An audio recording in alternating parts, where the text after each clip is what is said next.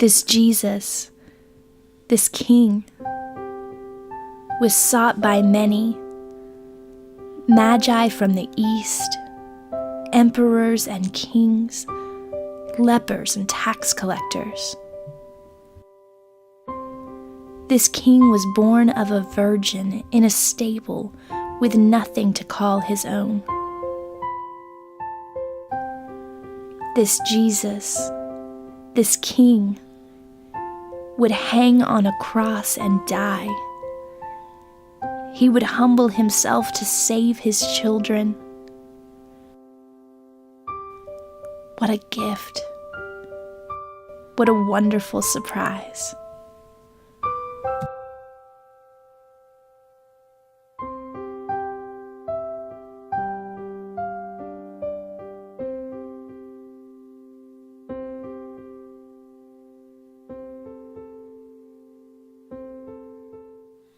Well, Merry Christmas, everybody at the Union Cross campus. Pastor Allen here. Are you ready for some good news?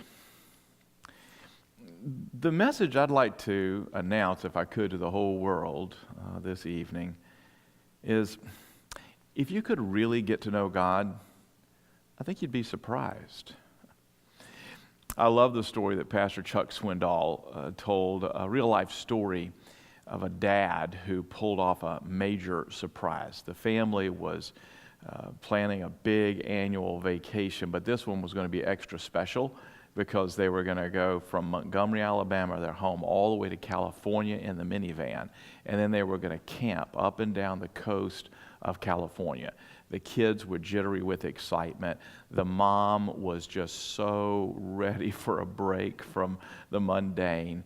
And the thing they looked forward to maybe the most was just having their dad, deliciously 100% vacation dad, with them. So imagine their disappointment when a few days before the big trip, the father came in and announced to the family that something had come up at work and he wasn't going to be able to go. You could imagine their disappointment, but what they didn't know was it was all a ruse. He was planning a big surprise. You see, the father had been spending months with the family, planning the trip, the exact route that they would take, all the highways they would be on, the places that they would stop. And so he knew exactly where they would be headed out.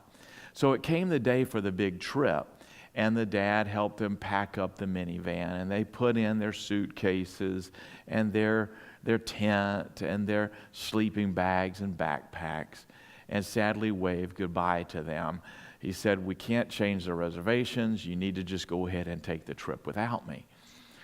Well, what really was going on, the dad didn't have any work that had come up. He didn't have any reason that he wasn't going to be able to go. Instead, the next day, he took a little flight out in front of where the family would be in their minivan by that time, took a taxi out to the exact highway, the exact spot that he figured that they would be coming through, and he guessed the timing pretty closely. He saw the minivan coming down the highway, and he stood up and just stuck his thumb out, and as they were driving by, one of the kids said, "Hey, that looked like Dad, that guy back there." And suddenly waving at them, and Mom turned around, they came back up and they picked him up. He had his sleeping bag with him, he had a bag with him, and off they went on their great vacation. I'm sure that nobody ever forgot that vacation. Later, when asked, "Why in the world did you go to all that trouble to surprise them that way?" the father said, "Well, one day when I'm dead and gone," he said, "I just want my children to look back and say, Dad was a lot of fun, wasn't he?" I guess the point being is that everybody loves a surprise. If there's something good that's coming, it's even sweeter if it comes as a surprise. And all this Advent season, I've been just thinking about Christmas surprises. Oh, not the surprises under the tree, but Christmas itself. And just how almost everything about Christmas was so surprising. It was surprising whom he chose to be the mother of the Messiah, a teenage peasant girl from Nazareth. surprising where Jesus was born. Bethlehem, a little town, maybe as small as 300 people, when the big religious center of Jerusalem was nearby, or the gleaming city of Sepphoris that was up near Nazareth where Jesus would be raised. But Bethlehem? It was surprising who visited Jesus. Uneducated shepherds from the fields who were often rejected because they didn't keep all the ceremonial laws, or these magi, strangers from a faraway land. Almost everything about the Christmas story is surprising. But what's most surprising is Jesus himself. We're surprised most of all at Christmas to discover who God really is. In this culture of ours where people have grown so frustrated with religious bigotry and dogmatism, and so many people have just walked away from the church and walked away from God, here we are on Christmas Eve thinking about the wonder of Christmas. And I know maybe you're like I am. I want the whole world to really know the joy of Christmas. And I guess I would like to say, if I had a big enough microphone, to tell the whole nation, you know, if you really got to know God, I think you'd be surprised. Have you ever been misunderstood by somebody? I mean really deeply misunderstood, where they just totally missed who you are. It happened to me. In 1988, I was in seminary. I was taking a pastoral education course. We called it clinical pastoral education, in which I would go into a hospital, the VA hospital in Atlanta, and there I would be like a chaplain and visit with patients and pray with them. And then once a week, I'd meet with about 7 other students and our professor, and we would talk about our interactions, present what we called verbatim transcripts of interactions with patients. And since the class was as much about growing as an individual as it was gaining skills in pastoral ministry, we would share honest feedback with one another. It's a very deep and heart-engaging type of class. Well, at the end of the course, on the last day of one of these debriefing times, the professor said, I'd like to just go around the room and let you take just a few moments to give some honest feedback to each person in the room. And so we did, and it was very helpful, and there was honest reflections that were going on. But one young man, a guy that I thought I had a pretty okay friendship that I was developing with, and we were always cordial to one another, when it came time to share comments about me, he read a written statement. It was pretty long. And in it, he criticized almost everything about me. It was clear he didn't like me at all. He said things like I seemed arrogant and distant and unapproachable. And at the end, he had this really kind of scorching last line to this statement he read. I'll never forget it. He said, so take off the fancy suit and try some clothes that fit you better, the righteousness of Jesus Christ. Well, he got finished, and we just sat in the room. It was just silent. And I was just stunned. I had no idea he felt this way about me. And it made for some very interesting conversation. And it turned out that I reminded him physically of a military sergeant he once had that had really hurt him. And he broke down and he wept a bit. And he said that he didn't like the briefcase I carried or the clothes that I wear, and he just had made assumptions about me. He didn't understand who I was at all. Have you ever had something like that happen? I just wonder how God must feel. Because I think that so many people around us, and maybe you've been this way, have a notion about who God is. But if you really were to stop and get to know him, I think you'd be surprised. I think if you look closely at this Christmas story, you'll find that it's incredibly surprising who God actually is. Here's the first big surprise that we learned at Christmas time, and that is that God, who is so awesome in who he is and so amazing in his nature, would come as this tiny little baby and show us that therefore God, in a strange sense, is humble. Phil Yancey, in his book, Jesus I Never Knew, raises this very picture that God be humble.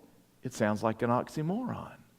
In fact, Yancey tells us that in the ancient world, we have almost no examples of humble ever being used as a compliment. And the idea of a humble God doesn't seem to make sense at all.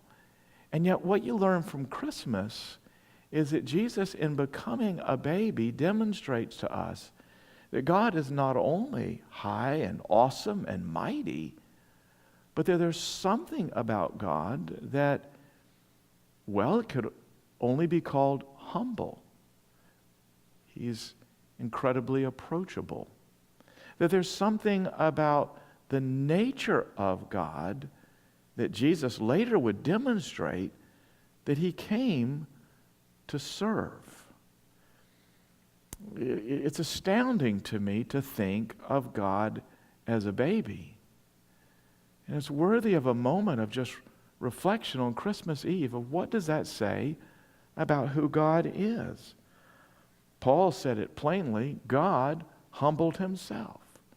The cry of the Muslims, God is great, that doesn't shock us. We know if there's a creator of all the ends of the earth that he must be great.